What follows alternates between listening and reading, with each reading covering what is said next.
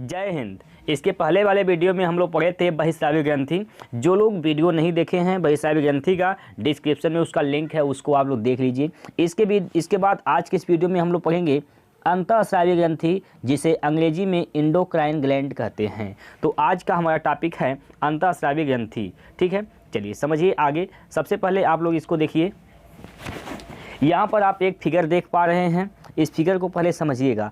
यहाँ पर जो फिगर है यह मेल का है, यानी पुरुष का फिगर, और यह फीमेल का है, यानी महिला का फिगर है।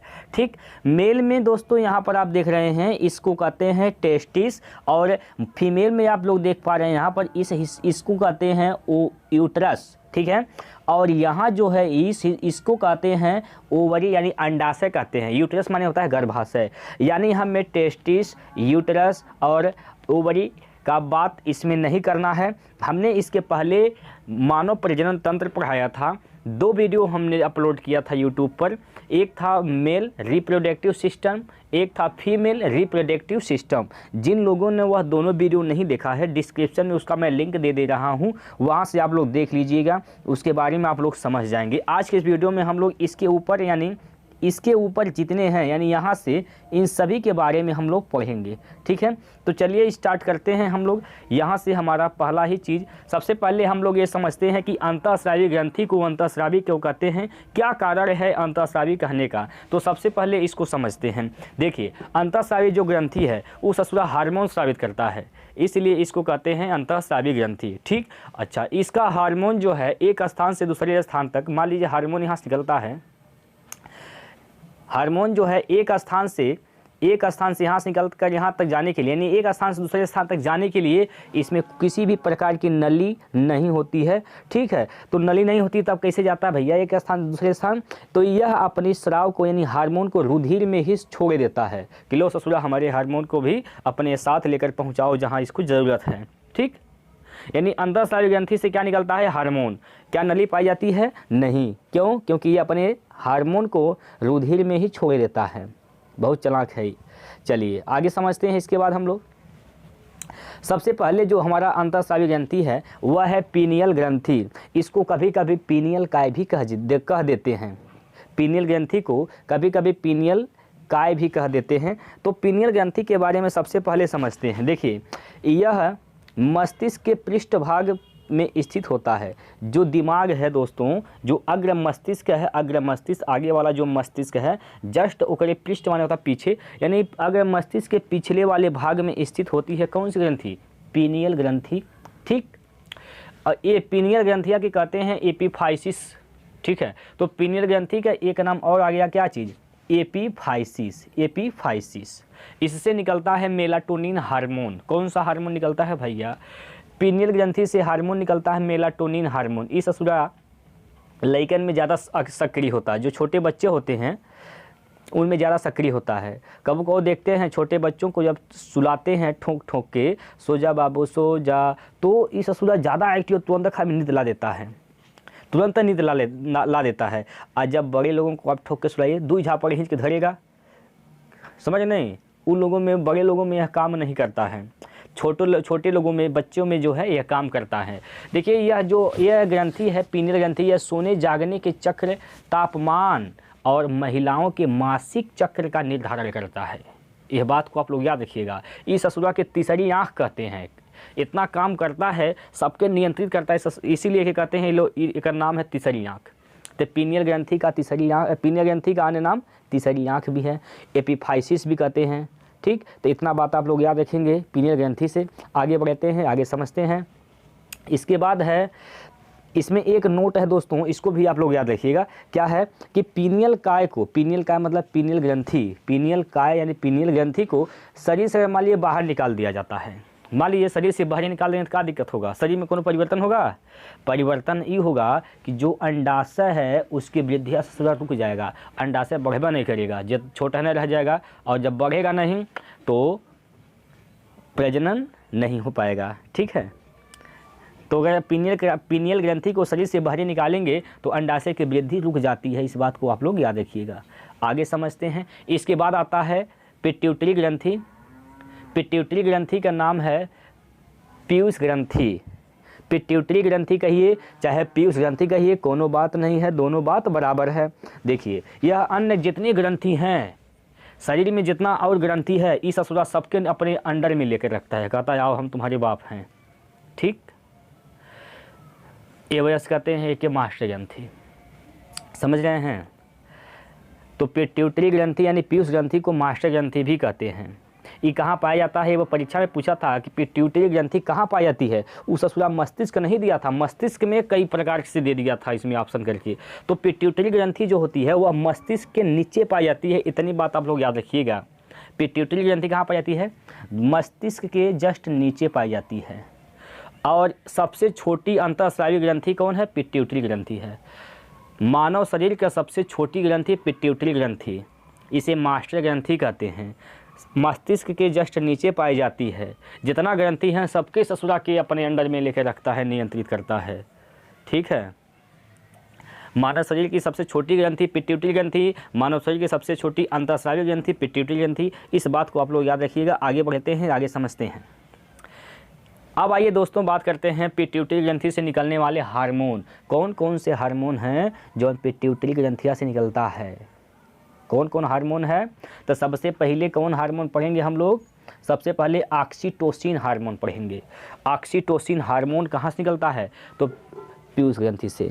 ऑक्सीटोसिन हार्मोन निकलता है पीयूष ग्रंथि यानी पिट्यूटरी ग्रंथि से। एक काम का है, प्रसव पीड़ा को कम करता है। जब प्रसव होता है, यानी जब प्रसव समझ रहे हैं, जिसे मान लो बच्चे का जब जन्म होता है उसे खूब तेज दर्द उठता है, तो उस दर्द को कौन कम करता है, ऑक्सीटोसिन हार्मोन। एक बच्चे को जन्म देने में 30 हड्डी के टूटने के बराबर दर्द होता है, लेकिन उस दर्द को कम करने का काम ही करता है कौन सा हार्मोन, तो ऑक्सीटोसिन हार्मोन, जो कि कहाँ से निकलता है, पिट्यूटरी ग्रंथि से निकलता है। और इसका काम क्या है, स्तनधारियों में दुग्ध स्राव को उत्तेजित करता है। जितना स्तनधारी हैं सब में दुग्ध स्राव को उत्तेजित करता है कि तेजी तेजी से दूध बढ़ाना, मतलब उत्तेजित करें कि दूध बनाना है। उत्तेजित करने का काम कौन करता है, दुग्ध स्राव को उत्तेजित करने का काम ऑक्सीटोसिन हार्मोन करता है। और आते हैं दूसरे हार्मोन पर, जो कि पिट्यूटरी ग्रंथि से निकलती है, जिसका नाम है लैक्टोजेनिक हार्मोन LH। देखिए लैक्टोजेनिक हार्मोन जो है यह गर्भवती महिलाओं में दुग्ध का निर्माण करती है। जब महिलाएं गर्भवती हो जाती हैं तो उनके शरीर, उनके जो दुग्ध का निर्माण करने का काम है वह करता है लैक्टोजेनिक हार्मोन। अच्छा एक बात आप लोग याद रखिएगा कि दूध की शुद्धता किससे मापी जाती है, लैक्टोमीटर से मापी जाती है। तो जहाँ कहीं भी लैक्टो शब्द आ जाता है तो आप लोग तुरंत समझ जाइए उसका संबंध दुग्ध से है। जैसे यहाँ पर है लैक्ट, तो लैक्टोजेनिक है ना यहाँ पर, तो इससे स्पष्ट हो रहा है कि इसका संबंध कहीं ना कहीं दूध से ही है। तो लैक्टोजेनिक हार्मोन का काम क्या होता है, गर्भवती महिलाओं में दुग्ध स्राव को निर्माण करना, दूध का निर्माण करने का काम करता है लैक्टोजेनिक हार्मोन। इसके बाद आगे बढ़ते हैं। अगला है somatotropic hormone STH hormone. Somatotropic hormone STH hormone इसे कहते हैं। इस असुरा के वृद्धि हार्मोन कहते हैं। कबो कबो जो है बच्चों में यह है सोमैटोट्रोपिक हार्मोन यानी STH हार्मोन ससुरा काम नहीं करता है, लड़कवा ससुरा बौना बन जाता है, बढ़वा नहीं करता है। किसके वजह से, तो STH हार्मोन की वजह से। और कब्बू क्या होता है कि खूब ज़्यादा काम कर देता है, इतना तेज काम कर देता है कि खूब लंबा हो जाते हैं ससुरा खजूरी के बराबर। किसकी वजह से, STH हार्मोन की वजह से। STH हार्मोन को ही वृद्धि हार्मोन कहते हैं।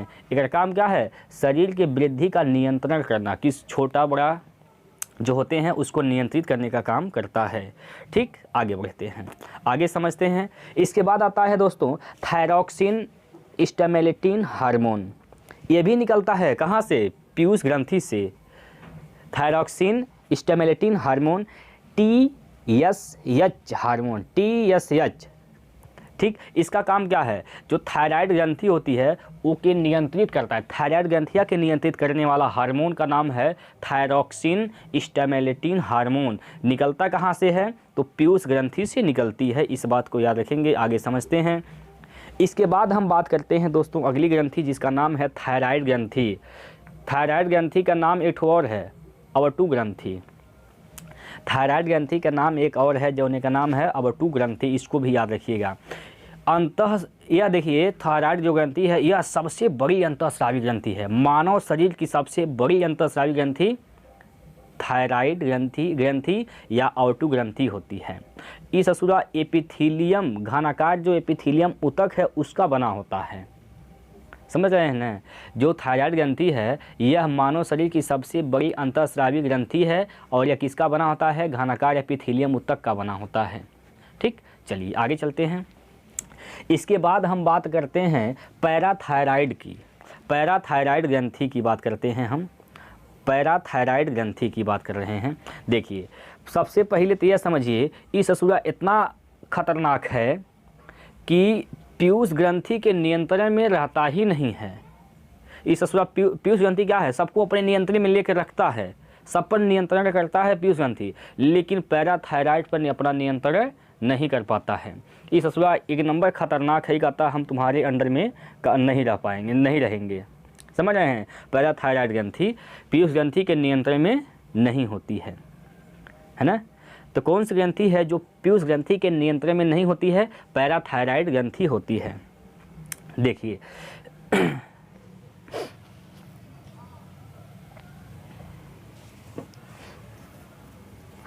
चलिए, इससे निकलने वाला हार्मोन जो है वह कैल्शियम एवं फास्फोरस को नियंत्रित करते हैं। ऐसे जौन हार्मोन निकलते हैं वह क्या करते हैं? कैल्शियम और फास्फोरस जो होते हैं ना उनको नियंत्रित करते हैं। यानी कैल्शियम और फास्फोरस को कैल्शियम और फास्फोरस को नियंत्रित में कौन करता है? पैराथायराइड से निकलने वाले हार्मोन करते हैं। ये हार्मोन कौन कौन से निकलते हैं? यहाँ से निकलता है कोलिप के हार्मोन, पैराथर्मोन हार्मोन और कैल्सीटोनिन हार्मोन। ये 3 हार्मोन हैं जो पैराथायराइड ग्रंथि से निकलती हैं। ठीक है, पैराथायराइड ग्रंथि पीयूष ग्रंथि के नियंत्रण में नहीं रहती है, इस बात को आप लोग याद रखिएगा। इसके बाद हम बात करते हैं दोस्तों थाइमस ग्रंथि की। देखिए जो थाइमस ग्रंथि है इस असुरा उरोस्थी जो होती है, उरोस्थी जो यहाँ पर उरोस्थी होती है, वक्ष में उरोस्थी हड्डी होती है, उसके पीछे होती है थाइमस ग्रंथि, है ना? थाइमस ग्रंथि कहाँ होती है? उरोस्थी के जस्ट पीछे होती है। और यह वयस्कों में 15 से 16 वर्ष की आयु में समाप्त हो जाती है। देखिए यह बच्चों में बहुत तेज होता है, बहुत तेज काम करता है। इसीलिए देखते हैं ना कि ससुराल लइकवा कब्बो धूली माटी में खेलता बीमारी नहीं पड़ता है, प्रतिरक्षा तंत्र के विकास में भूमिका निभाती है नहीं, इस वजह से लड़का बीमार नहीं पड़ता है। तो 15 से 16 साल छोटे छोटे बच्चे उठा के भर मुँह माटी खा लेते हैं, लेकिन उनमें उन लोगों का कोनो नुकसान होगा नहीं करता है। लड़कवन में छोटे बच्चे जो होते हैं उनका कोई नुकसान ही नहीं होता है। काहे? उस सब में थाइमस ग्रंथि बहुत तेज काम कर रहा है और थाइमस ग्रंथि प्रतिरक्षा तंत्र को विकास करती है, भूमिका निभाती है, बीमारियों से लड़ने की शक्ति बढ़ाती है। असुरा 15 से 16 वर्ष की अवस्था होते होते एकदम समाप्त हो जाता है। तो कोनो चीज़ बता नहीं सकता, डॉक्टर के यहाँ चले जाते हैं, कुछ हुआ डॉक्टर के यहाँ चले जाते हैं, दवाई खाते तब जाके सही होता है। और जब तक छोटे थे इधर कूदे उधर कूदे, इधर कटा उधर कटा, कहीं कटे पीटे, कहीं कोई मलहम पट्टी नहीं, उससे ठीक हो जाता था, है ना? देखिए यह थाइमोसिन हार्मोन का स्राव करती है। थाइमोसिन हार्मोन का स्राव कौन करता है? थाइमस ग्रंथि करती है। ठीक, कौन सी ग्रंथि जीवन भर साथ नहीं देती है? थाइमस ग्रंथि 15 से 16 वर्ष की अवस्था में बिल्कुल समाप्त, खत्म, इसकी लीला समाप्त है। चलिए आगे समझते हैं। इसके बाद हम बात करते हैं अधिवृक्क ग्रंथि। अधिवृक्क ग्रंथि इसको कहते हैं एड्रिनल ग्लैंड। एड्रिनल ग्लैंड कहते हैं। अधिवृक्क को एड्रिनल ग्लैंड कहते हैं। इसे ही लड़े उड़े हार्मोन कहते हैं और इसे ही जीवन रक्षक हार्मोन भी कहते हैं। एड्रिनल ग्लैंड को लड़े उड़े हार्मोन कहते हैं, जीवन रक्षक हार्मोन कहते हैं और इसको हिंदी में अधिवृक्क ग्रंथि भी कहते हैं। ठीक है, इसको याद रखिएगा आप लोग। चलिए इसके बाद हम बात करते हैं जनन ग्रंथि की। जनन ग्रंथि यानी जनन ग्रंथि गोनेड ग्लैंड। देखिए पुरुष में क्या होती है जनन? जनन का प्रमुख अंग वृषण होता है, टेस्टिस होती है। महिला में क्या होती है? अंडाशय यानी ओवरी होती है। ठीक है।